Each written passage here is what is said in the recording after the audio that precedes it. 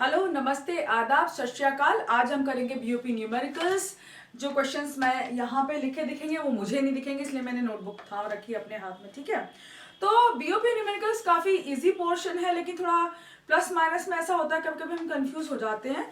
तो इसको आज सिंपल बनाते हैं। पहला न्यूमेरिकल करते हैं हम। तो पहला न्यूमेरिकल इस तरह रीड करता है, the balance of trade shows a deficit of ₹4,000 crore. तो जो बैलेंस ऑफ ट्रेड है वो कितने का डेफिसिट दिखा रहा है हमारा? ट्रेड बैलेंस कितने का डेफिसिट दिखा रहा है हमारा? Trade balance is equal to how much? -4,000 crore. ठीक है, उसके बाद and the value of imports are ₹10,000 crore.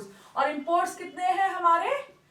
10,000 crore. ठीक है, अभी 4,000 करोड़ का डेफिसिट है, मतलब घाटा है ट्रेड बैलेंस में, और इंपोर्ट्स कितने? 10,000 करोड़। ठीक है, अब exports is equal to what? ठीक है, यही हमारा क्वेश्चन है। What is the value of exports?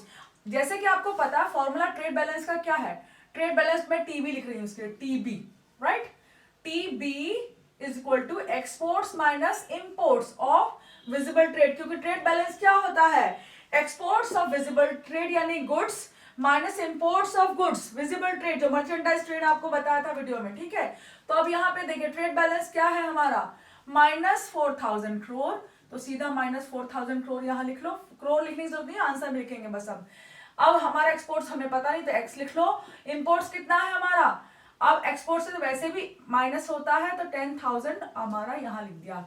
Crore यहाँ भी लिखने की जरूरत नहीं। अब क्या होगा देखिए, एक्सपोर्ट्स ऑलरेडी पॉजिटिव वैल्यू है, तो इसको हम कुछ नहीं छेड़ेंगे। अब हम क्या करेंगे, एक्सपोर्ट अगर हम यहाँ भी रख लें पॉजिटिव है, तो अब अगर हम इसको इधर ले आए तो -4,000 करोड़ माइनस कितना हुआ, ये यहाँ के क्या हो गया? प्लस हो जाएगा। क्योंकि अगर राइट हैंड साइड से लेफ्ट हैंड साइड कुछ जाए या इधर से जाए तो उसका साइन चेंज होता है, जैसे मैथमेटिक्स का बेसिक रूल है। तो 4,000 करोड़, अब थोड़ा सा जगह दे दें इसको, यहाँ पे हमारे पास जगह नहीं है। ठीक है, अब ये 4,000 खुला खुला रखते हैं ना, आपको समझ में आए। 4,000 लिखा हमने, और ये यहाँ के क्या हो गया? प्लस हो गया 10,000। ठीक है, 10,000 हमने प्लस कर दिया इज इक्वल टू एक्सपोर्ट्स। ठीक है, दोबारा लिखेंगे भाई, गीला होता है ना जब, तो दिखता नहीं है 4,000। ठीक है, अब दोनों को देखो, ये माइनस है ये प्लस है, तो प्लस माइनस क्या होता है? माइनस होता है। अब माइनस करेंगे 10,000 से 4,000 निकाले, 4,000 निकालेंगे तो कितना हुआ? 6,000 हुआ। तो कितना हुआ एक्सपोर्ट्स हमारा? 6,000। तो अब इसको सीधा इधर ले आए, एक्सपोर्ट्स इज इक्वल टू, दोनों पॉजिटिव वैल्यू तो कुछ नहीं होने वाला, exports is equal to 6,000 crore. ठीक है, तो ₹6,000 करोड़ का हमारा क्या है? एक्सपोर्ट्स है। पहला क्वेश्चन कंप्लीट हो गया, इजी था हमारे लिए। सीधा हमने क्या किया, फॉर्मूले में अपनी वैल्यूज रखी और हमने प्लस माइनस किया और हमारी वैल्यू आ गई। ओके, देन हमारा दूसरा क्वेश्चन है, the balance of trade shows a deficit of ₹500 crore. The value of exports are ₹400 crore. What is the value of imports?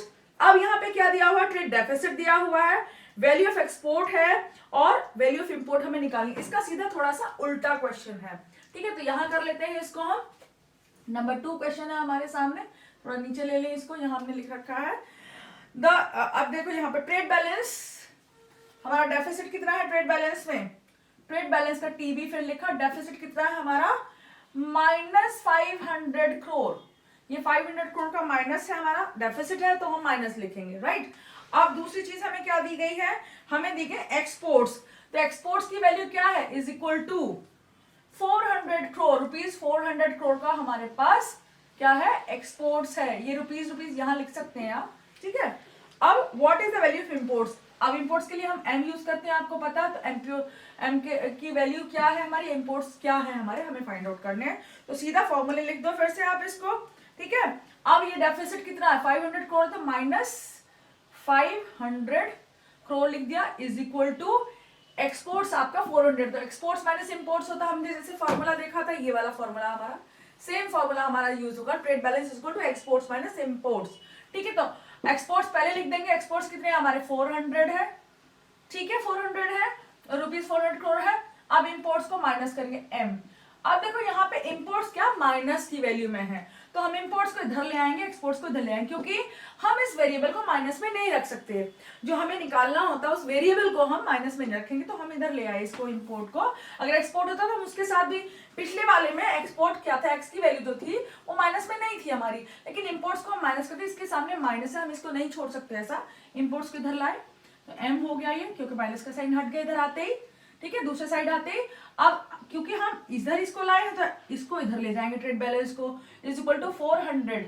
अब माइनस 500 जब इधर जाएगा तो क्या होगा, प्लस 500 हो जाएगा, राइट। तो इसकी वैल्यू कितनी है, 4 + 5 9, और दोनों जीरो लगा दो, ठीक है। तो कितना हो, ₹900 करोड़, आंसर निकल गया, ठीक है। दूसरा भी होगा। तीसरा क्वेश्चन हमारा क्या है, न्यूमेरिकल। तीसरा न्यूमेरिकल है हमारा, find the current account balance from the following data. अब करंट अकाउंट बैलेंस निकालना है हमें डेटा में क्या क्या दिया गया है, हमें बैलेंस ऑफ विजिबल ट्रेड दिया गया है, ठीक है। नंबर 1 क्या दिया है हमें, balance of visible trade. Balance of visible trade क्या होता है, विजिबल ट्रेड यानी ट्रेड बैलेंस। तो विजिबल ट्रेड का हो या ट्रेड बैलेंस जो टीवी था वो कह सकते balance of visible trade, VT लिख रही हूं मैं, या ट्रेड बैलेंस भी इसे हम कह सकते मेरे को ट्रेड बैलेंस, ठीक है। ये कितना दे रखा है हमें, दे रखा है 9000 लाख, तो रुपीस कितने में है, यहाँ लाख में है। अच्छा, यूनिट्स जब भी आप क्वेश्चन करें जरूर यूनिट ध्यान रखें, क्योंकि अगर आंसर क्वेश्चन लाख्स रुपीस का तो आपको लाख्स में ही आंसर लिखना, अगर करोड़ रुपीस का तो करोड़ में, जो है यूनिट जरूर ध्यान रखना, क्योंकि यूनिट के बिना आंसर आपका बेकार हो जाए। क्योंकि 900 रुपए भी हो सकते हैं, 900 आपके करोड़ भी हो सकते हैं, लाख भी, बिलियन भी हो सकते हैं, 900 बिलियन भी, तो ये यूनिट्स का बहुत लोचा होता है, तो इसको आप ध्यान रखिएगा बच्चों, ठीक है। अब ट्रेड बैलेंस हमारा क्या है, 9000 करोड़, ठीक है, 9000 लिखा हमने, राइट, सिंपल। अब export of services, export of services क्या है हमारा, सॉरी ये गुड्स था, ट्रेड बैलेंस नहीं था, मैं गलती कर गई, यहाँ पे गुड्स था, विजिबल ट्रेड यानी गुड्स, मर्चेंडाइज ट्रेड था जो हम दिमाग से निकली, मर्चेंडाइज ट्रेड यानी गुड्स का हमारा था। उसके बाद हमारा दूसरा क्या है, एक्सपोर्ट ऑफ सर्विसेज। एक्सपोर्ट के लिए एक्स लिख दिया, ऑफ सर्विसेज, ठीक है, सर्विसेज के लिए हम ऐसे लिखते हैं सर्विसेज, एक्सपोर्ट ऑफ सर्विसेज हो गया। कितना है एक्सपोर्ट ऑफ सर्विसेज हमारा, ये भी 9000 करोड़ का है, ठीक है, ये 9000 करोड़ का, सॉरी लाख है, यहाँ पे मैं खुद गड़बड़ कर रही हूँ। अब दूसरा क्या है, इंपोर्ट ऑफ सर्विस, इंपोर्ट के लिए एम लिख दिया हमने, ऑफ सर्विसेज के लिए यहाँ ये साइन लगा देते हैं, दोनों सर्विसेज का है। तो ये कितना है सर्विसेज का, एक्सपोर्ट इंपोर्ट कितने का है, 3000, आपको क्वेश्चन नजर आ रहा होगा ऊपर, ठीक है, लिखा हुआ है। अब यहाँ पे देखिए, अब निकालना क्या है हमें, करंट अकाउंट बैलेंस निकालना है। करंट अकाउंट बैलेंस का फॉर्मूला क्या है, करंट अकाउंट बैलेंस के लिए हम CA लिख सकते हैं, करंट अकाउंट बैलेंस, अगर कैपिटल के CAP लिख सकते हैं, ठीक है। तो current account balance is equal to trade balance plus investment balance होता है। तो TB यानी ट्रेड बैलेंस, TB यानी ट्रेड बैलेंस जो हम अभी तक कर रहे थे, ट्रेड बैलेंस यानी export and import of goods का बैलेंस, यानी एक्सपोर्ट्स माइनस इंपोर्ट्स वाला बैलेंस, ये आ गया हमारा। दूसरा क्या है, सर्विसेज बैलेंस आएगा, यस, इनविजिबल्स बैलेंस। अब इनविजिबल बैलेंस में क्या आता है हमारा, सर्विसेज आ जाती हैं और हमारी नॉन फैक्टर सर्विसेज वगैरह जो आती है, फैक्टर नॉन फैक्टर सर्विसेज आ जाती हैं, और प्लस हमारा आता है ट्रांसफर्स, करंट ट्रांसफर्स आता है, वो सारे हैं। तो हमारे पास करंट ट्रांसफर्स नहीं, यहाँ सिर्फ एक्सपोर्ट ऑफ सर्विसेज और इंपोर्ट ऑफ सर्विसेज है ही नहीं, तो हम ये इसको लिखेंगे। तो अब आपका इनविजिबल्स बैलेंस आएगा, इनविजिबल्स बैलेंस यानी बैलेंस ऑफ सर्विसेज, ठीक है, बैलेंस, इनविजिबल्स बैलेंस। अब देखो यहाँ पे क्या है, ट्रेड बैलेंस क्या है हमारा, बैलेंस ऑफ विजिबल ट्रेड, तो ये है ऑलरेडी, तो इसकी जगह हम क्या रखेंगे, 9000 लिख दिया हमने, ये 9000 क्या है, लाख है। अब प्लस कर दिया, इनविजिबल्स बैलेंस कैसे निकालेंगे, export of services minus import of services. Export of services की वैल्यू क्या है, 9000 लाख, ठीक है, 9000 लाख। अब माइनस, अब एक्सपोर्ट ऑफ सर्विसेज से इंपोर्ट ऑफ सर्विसेज को माइनस करेंगे तो कितना है ये, 3000 लाख यानी 3000 लाख। अब इसकी वैल्यू क्या आई हमारे की, ये आई 9000 प्लस, अब ये 9000 माइनस 3000 कितना हुआ, 6000 हुआ, 6000 लाख। अब दोनों को हम क्या करेंगे, प्लस कर देंगे, सिंपल, 9 + 6 इज 15, 9 + 6 कितना होता है, 15, तो 15,000 लाख, ठीक है। आ गया आंसर आपका, यही आया होगा आंसर, ये है आपका, यानी कि करंट अकाउंट बैलेंस क्या आया, 15,000 लाख, ये हो गया। अब हमारा चौथा क्वेश्चन इसमें क्या है, थोड़ा सा अजीब सा क्वेश्चन है ये, देखो आपको लग रहा होगा अजीब, लेकिन बहुत सिंपल है, बहुत आसान है। देखिए, find the balance on non factor services from the following information. अब नॉन फैक्टर सर्विसेज में क्या आता है, हमने बताया था अपने वीडियो में कि नॉन फैक्टर सर्विसेज में हमारे संस्थागत जो सेवाएं होती है वो आती है, जैसे बैंक की सर्विसेज, इंश्योरेंस की सर्विसेज आ गई। अब देखो इसमें क्या क्या दिया हुआ है, बैलेंस ऑफ विजिबल ट्रेड है तो ये नहीं आएगा, विजिबल ट्रेड यानी गुड्स का एक्सपोर्ट इंपोर्ट जो होगा वो नहीं आने वाला। इनकम फैक्टर सर्विसेज है, ठीक है। अब इसमें क्वेश्चन में दिया हुआ नॉन फैक्टर सर्विसेज, तो ये भी क्रॉस कर दो। बैलेंस ऑफ विजिबल ट्रेड नहीं आएगा, इनकम नहीं आएगा, क्योंकि फैक्टर सर्विसेज नहीं लेनी हमें सिर्फ नॉन फैक्टर सर्विसेज लेनी है। तीसरा है ट्रांसफर्स, और चौथा है current account balance. Current account balance का लेना देना ज्यादा नहीं है, क्योंकि उसके लिए और हमें पैरामीटर चाहिए थे, वो तो पूरा ही बैलेंस है करंट अकाउंट का, ठीक है। हमें सिर्फ नॉन फैक्टर सर्विसेज के लिए चाहिए। अब तीसरा जो कंपोनेंट है ट्रांसफर्स, इसको हम नॉन फैक्टर सर्विसेज में ले सकते हैं, ठीक है, क्योंकि संस्थागत जगहों से हमें गिफ्ट्स मिलते हैं, ट्रांसफर्स आते हैं ना, ट्रांसफर जो भी है, गिफ्ट्स हैं, ग्रांट्स हैं, तो संस्थागत जगह से हमें मिलते हैं, किसी व्यक्ति विशेष से नहीं मिलते, तो हम ट्रांसफर्स को इसमें ले सकते हैं। और इसका आंसर, क्योंकि ट्रांसफर्स हमारे 100 करोड़ रुपए के हुए हैं, तो इसका आंसर सिर्फ 100 करोड़ रुपए है। तो चौथे का आंसर हमारा सिंपल निकल गया, क्योंकि कोई कंपोनेंट ही नहीं था कि जिससे प्लस माइनस करते। ट्रांसफर्स एक कंपोनेंट है जिसको हम नॉन फैक्टर सर्विसेज में ले सकते हैं, इसीलिए हम उसको क्या करेंगे, आपका नॉन फैक्टर सर्विसेज मिलेंगे। तो सिर्फ 100 करोड़ रुपए का ये ₹100 करोड़ इसका आंसर है, कुछ भी नहीं किया हमने इसमें, राइट। अब आते हैं हम पांचवे पर।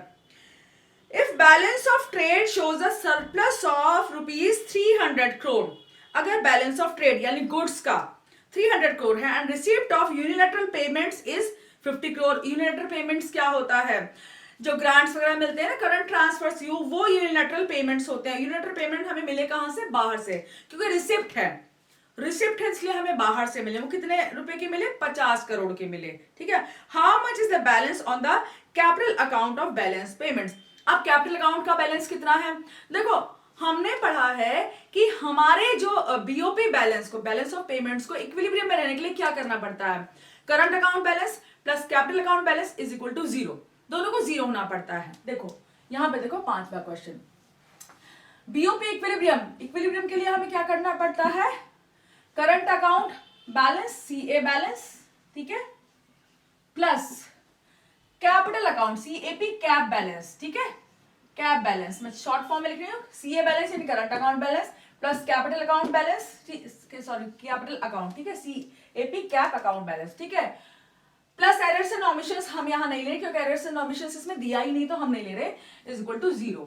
इसका क्या मतलब है कि देखो, अब अगर हम 0 लेते हैं तो इसको यहां ला सकते हैं, तो current account balance CA balance is equal to capital account को इधर लेगा तो क्या हो जाएगा, ये यहां प्लस था तो यहां माइनस हो जाएगा, माइनस कैपिटल अकाउंट बैलेंस, ठीक है।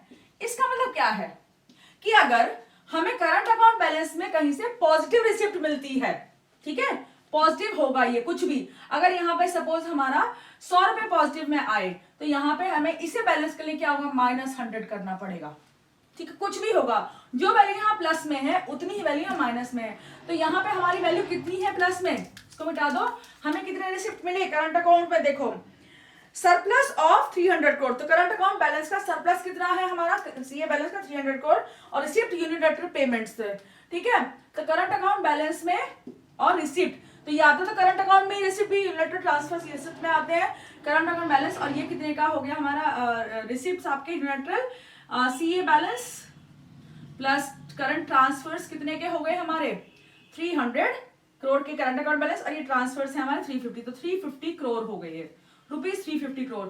अब क्योंकि ये रिसिप्ट है, पॉजिटिव वैल्यू है, तो ये क्या होना चाहिए हमारा, सिंपल फॉर्मूले के हिसाब से अंडरस्टैंडिंग से ये माइनस में होना चाहिए, तो इसकी वैल्यू होगी -350 करोड़। आगे भी कभी ऐसा क्वेश्चन आए तो हमेशा याद रखना कि यहां अगर ये वैल्यू, अगर यहां घाटा है, यहां से जा रहा है पेमेंट करंट अकाउंट से, कुछ भी हम भेज रहे हैं बाहर, ठीक है, तो अगर इसको नेगेटिव, ये वैल्यू नेगेटिव है तो ये पॉजिटिव रहेगी, अगर ये आपकी पॉजिटिव है तो ये नेगेटिव, मतलब दोनों में ये नेगेटिव तो ये पॉजिटिव, ये पॉजिटिव है तो ये नेगेटिव, दोनों में उल्टा संबंध होगा तभी तो जीरो बनेंगे। देखो इसको कुछ भी करेंगे तो हम जीरो तभी तो बन पाएंगे ना, एक पॉजिटिव एक नेगेटिव होना चाहिए।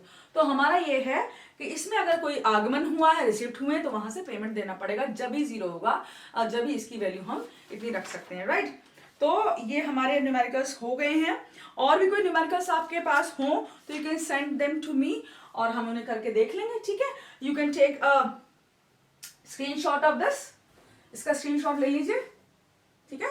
सो और न्यूमेरिकल्स के साथ बाद में मिलते हैं, टेक केयर, सी यू।